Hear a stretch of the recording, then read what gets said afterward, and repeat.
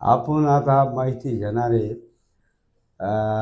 टणटणी मार्फत त्याला कोणी दगडी पाला म्हणतं, कोणी कुठं असती, कोणी त्याला दगडी पाला म्हणतं, कोणी टणटणी म्हणतं, आमच्या भाषेत टणटणी म्हणतो.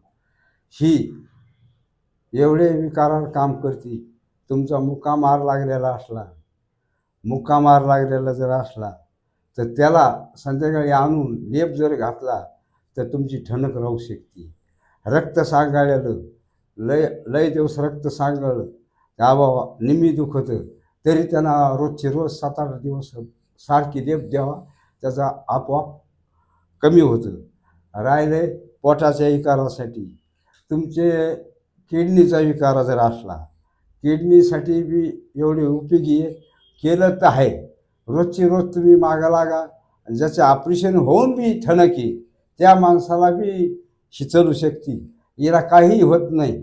आणि तुम्ही रोजची रोज पुरं शरीर कुठून मुळ्यासगट पाल्यासगट कुठाचं 2 टाईम 100 ग्राम घेत राहायचं आणि त्यांना काहीच होत नाही. आणि झालं पाया माणसाचं रक्त पडा लागलं, रक्त वाहा लागलं, ठणके वटीत, तिला वटीत ठणक्या बाईला सुद्धा चालतं. ज्या बाईचा बारीच्या वेळेस पोट दुखतं त्या बाईला सुद्धा तुमचे 7 दिवस घ्या, बरोबर समस्या राहू शकते.